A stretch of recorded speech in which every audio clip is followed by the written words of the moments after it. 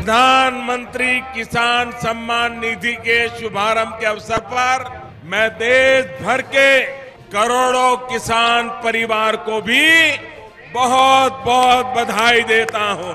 करोड़ों पशुपालकों, दूध के व्यवसाय से जुड़े किसान परिवारों और उसके व्यवसाय से जुड़े बहन भाइयों को भी किसान क्रेडिट कार्ड की सुविधा से जुड़ने के लिए बहुत बहुत बधाई देता हूं। क्या आप जानते हैं कि भारत की मोदी सरकार ने किसानों के कल्याण और कृषि के विकास के लिए कौन कौन सी योजनाएं शुरू की हैं? क्या आप जानते हैं कि इन योजनाओं के माध्यम से किसानों को कितना लाभ मिल रहा है? और क्या आप ये भी जानते हैं कि इन योजनाओं के कारण कृषि क्षेत्र में कैसे बदलाव आए हैं? अगर आप इन तमाम सवालों के जवाब जानना चाहते हैं तो आपको ये हमारा खास कार्यक्रम जरूर देखना चाहिए, जिसमें हम आपको बताएंगे कि कैसे प्रधानमंत्री मोदी ने किसानों को आर्थिक, सामाजिक और पर्यावरणीय रूप से सशक्त बनाने के लिए विभिन्न क्षेत्रों में अनेक योजनाएं लागू की। नमस्कार, आप देख रहे हैं एयर न्यूज और मैं हूं आपके साथ तनु शर्मा। एक तरफ किसानों की मोदी सरकार से असंतुष्टि स्पष्ट दिखाई दे रही है, लेकिन जहां एक तरफ किसान आंदोलन है, दूसरी तरफ इसके भी कुछ उपवाद हैं, जिसके बारे में जानकर आप भी कहेंगे कि मोदी के राज में किसानों के हित में अनेक कार्य और योजनाएं भी शुरू की गई हैं, जिनका हो सकता है कि इन किसान नेताओं को पता ही ना हो।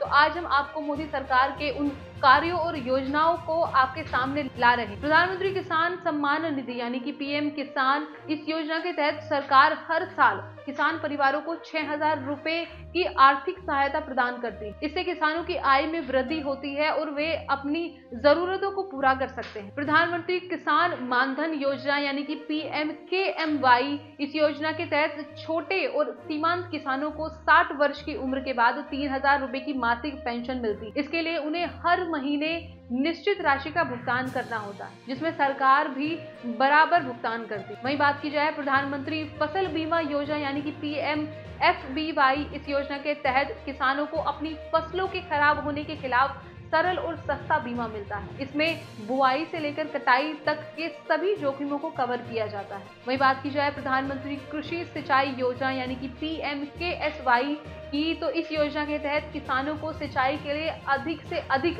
जल स्रोतों का उपयोग करने के लिए प्रोत्साहित किया जाता है। इससे फसलों का उत्पादन बढ़ता है और जल की बर्बादी भी कम होती है। अब बात करते हैं राष्ट्रीय कृषि बाजार यानी कि ENAM, यानी कि इस योजना के तहत किसानों को अपनी फसलों को ऑनलाइन बेचने का एक मंच मिलता है। इससे उन्हें अपनी फसलों के लिए उचित दाम मिलते हैं और बीज के दलालों से भी छुटकारा मिलता है। इसके अलावा भारत सरकार ने कुछ और योजनाएं भी शुरू की हैं, जो कि कृषि के विभिन्न पहलुओं को सुधारने और समृद्ध करने के लिए काम कर रही है। उनमें से कुछ हैं कृषि अवसंरचना कोष यानी कि AIF। इस योजना के तहत सरकार कृषि और संबंधित क्षेत्रों में अवसंरचना के निर्माण और सुधार के लिए 1 लाख रुपए का ऋण प्रदान करती है। इससे किसानों को उनके उत्पादों को संग्रहित, प्रसंस्कृत और विपणन करने के लिए बेहतर सुविधाएं मिलती हैं। प्रधानमंत्री कृषि ऊर्जा सुरक्षा और उत्पादन यानी कि PM कुसुम, इस योजना के तहत सरकार किसानों को अपने खेतों में सौर ऊर्जा का उपयोग करने के लिए प्रोत्साहन देती है। इससे किसानों को बिजली की बचत होती है और वे अपनी अतिरिक्त बिजली को बेचकर आय बढ़ा सकते हैं। फिर है कृषि विकास योजना यानी कि RKVY। इस योजना के तहत सरकार राज्य को कृषि के विकास के लिए विशेष अनुदान प्रदान करती है। इससे राज्य को अपनी राज्य स्तरीय कृषि योजनाओं को लागू करने में मदद मिलती है और वे अपने कृषि क्षेत्र को अनुकूलित कर सकते हैं। राष्ट्रीय खाद्य सुरक्षा मिशन यानी कि NFSM, अगर इसकी बात की जाए तो इस मिशन का उद्देश्य भारत में मुख्य खाद्य फसलों के उत्पादन को बढ़ाना है। इसमें चावल, गेहूं, तिलहन, जूट और नाशपाती जैसी फसलों को विशेष ध्यान दिया जाता है।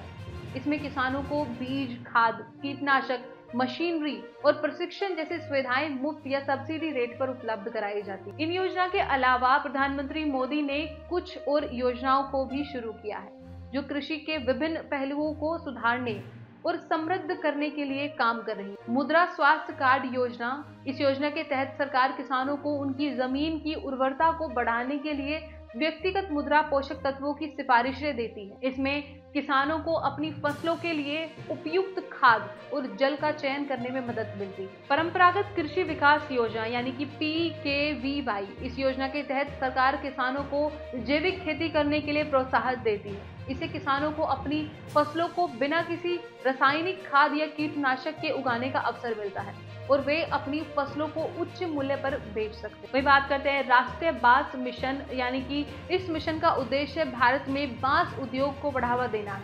इसमें किसानों को बांस की खेती, प्रसंस्करण और विपणन के लिए तकनीकी वित्तीय और प्रशिक्षण सहायता प्रदान की जाती है। इससे किसानों को बांस से बनने वाले उत्पादों के क्षेत्र में भी कमाई करने का अवसर मिलता है।